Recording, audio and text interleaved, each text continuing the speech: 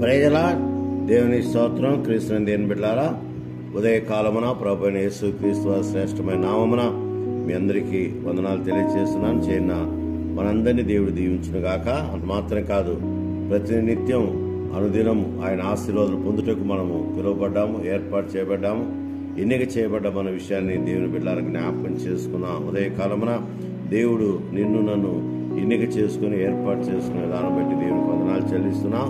దేవుని వాక్యాన్ని ధ్యానం చేసుకున్నాం. గమనించండి, యెషయా గ్రంథం 43వ అధ్యాయము. యెషయా గ్రంథం 43వ అధ్యాయము మొదటి వచనము బి భాగాలు చూద్దాం. నేను నిన్ను విమోచించున్నాను, భయపడకము, పేరు పెట్టి నేను పిలుస్తున్నాను, నీవు నా సొత్తు.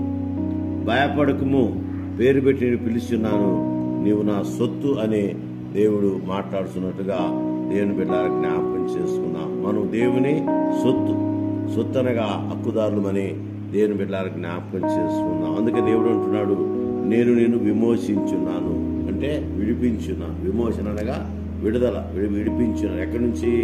పాపం నుండి, శాపం నుండి, సాతాను బంధకాల నుంచి దేవుడు విడిపించాడు. సాతాను బంధకాల నుంచి దేవుడు కాపాడాడు. సాతాను బంధకాల నుంచి దేవుడు సంరక్షించాడు.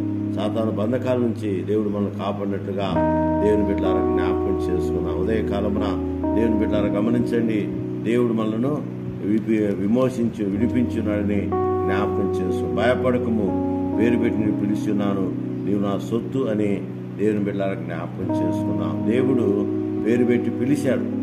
పిలుపు రకరకాలుగా ఉంటాయి. కొందరిని దేవుడు ఏరుకుంటాడు, కొందరిని ఎన్నిక చేసుకుంటాడు, కొందరిని పేరు పెట్టి పిలుస్తాడు, కొందరిని ఆయన ఎన్నిక చేసుకున్నట్లుగా దేవుని బిడ్డలకు జ్ఞాపకం చేసుకుందాం. ఇప్పుడు దేవుని యొక్క సొత్తని దేవుని బిడ్డలకు జ్ఞాపకం చేసుకుందాం. కనుక దేవుని బిడ్డలకు గమనించండి, దేవుడు మనల్ని పిలిచాడు కనుక ఆయన పిలుపు చాలా విలువైనది, ఆయన పిలుపు గొప్పదని దేవుని బిడ్డలకు జ్ఞాపకం చేసుకుందాం. విమోచన కర్త ఆయనే, విమోచించువాడు ఆయనే. పాపము నుండి, శాపము నుండి, శోధన నుంచి, బాధల నుంచి, కష్టాల నుంచి, ఇరుకుల నుంచి, రకరకాల శోధన నుంచి విడిపించువాడు దేవుడని దేవుని బిడ్డలకు జ్ఞాపకం చేసుకుందాం. ఆయన విమోచన దేవుడు, విమోచించే దేవుడు. అందుకే భయపడకము, నేను నిన్ను విమోచించున్నాను, పేరు పెట్టి పిలిచానని దేవుడు మాట్లాడుతున్నాడు. నిజమే దేవుని బిడ్డారా, దేవుడు పిలిచాడు. ఆశీర్వాదమునకు వారసుడవుటకు దేవుడు పిలిచాడు. ఆశీర్వాదమునకు వారసులకు దేవుడు పిలిచినట్లుగా దేవుని బిడ్డలకు జ్ఞాపకం చేసుకున్నాం. ఉదయకాలమున దేవుని బిడ్డలకు గమనించండి, దేవుని యొక్క శ్రేష్టమైన కృపావరాలు దేవుడు మనకి ఇచ్చాడని దేవుని బిడ్డలకు జ్ఞాపకం చేసుకుని ఆయన సన్నిధిలో ముందుకు సాగాలని ఉదయకాలమున మనము దేవుని ఆశీర్వాదం పొందుటకు పిలువబడ్డాం. ఆయన పిలుపు విలువైనది. దేవుడు అబ్రహామును పిలిచాడు, ఆశీర్వాద కారకుడుగా చేశాడు. అలాగా దేవుడు నిన్ను పిలుస్తున్నాడు, ఆశీర్వాద కారకుడుగా చేస్తున్నట్టుగా దేవుని బిడ్డలకు జ్ఞాపకం చేసుకుని మరి ఆయన పిలుపుకు లోబడి, ఆయన చిత్తానికి లోబడి, ఆయన ఆజ్ఞకు లోబడి, ఆయన మాటకు లోబడి ఆయనను సేవించుట దేవుడు మనకిచ్చిన గొప్ప ధన్యతని దేవుని బిడ్డలకు జ్ఞాపకం చేయాలి. ఎందుకంటే ఆయన పేరు పెట్టి పిలిచాడు. నీ పేరును పెట్టి ఆయన పిలిచాడు కనుక నీవు నా సొత్తు అని దేవుని బిడ్డలకు జ్ఞాపకం చేసుకుందాం. ఎందుకంటే దేవుడు పేరు పెట్టి పిలిచేవాడు, ఆయన కృప అనుగ్రహించే దేవుడు, విమోచనకర్త ఆయనే, విడిపించువాడు ఆయనే, రక్షించువాడు ఆయనే, సమాధానకర్త ఆయనే, సమస్తమైన అనుగ్రహించే దేవుడిని దేవుని బిడ్డలారా జ్ఞాపకం చేసుకుని ఆయన సన్నిధిలో మనము ముందుకు సాగాలని ఉదయకాలమున దేవుడు నిన్ను పిలిచాడు. నన్ను, మనందరినీ కూడా దేవుడు పిలిచాడు. ఆయన పిలుపు ఉన్నతమైంది, ఆయన పిలుపు శ్రేష్టమైంది, ఆయన పిలుపు విలువైనది.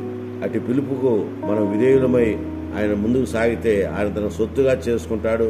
తన కుమారునిగా, తన కుమార్తెలుగా, తనకిష్టమైన వారిగా ఆయన ఏర్పాటు చేసుకున్న విషయాన్ని జ్ఞాపకం చేసుకుని ఉదయకాలమున దేవుడు పిలిచాడని జ్ఞాపకం చేసుకుని ఆయన సన్నిధి ముందుకు సాగాలని, ఆయన విలువైనటువంటి పిలుపుకు లోబడి దేవుని చిత్తము నెరవేర్చు వారిగా, ఆయన కుమారులుగా, కుమార్తెలుగా, ఆయనకి ఇష్టమైన వారికి ముందుకు సాగునట్లు దేవుని నిన్ను నన్ను ఆశీర్వదించి, దీవించి, కరుణించి, ప్రేమించి, ఆదరించి, బలపరిచి బలమైన జనముగా వాడుకోవాలని, బలమైన దేవుని యొక్క సాధనముగా మనల్ని విమోచించుకున్నాడు కనుక ఆయన తన రక్తం చేత కడిగి పవిత్రపరచాలని దేవుని బిడ్డలకు జ్ఞాపకం చేసుకుని ఆయన విమోచన శ్రేష్టమైనటువంటి ధన్యత మనం పొందాలని జ్ఞాపకం చేసుకుందాం.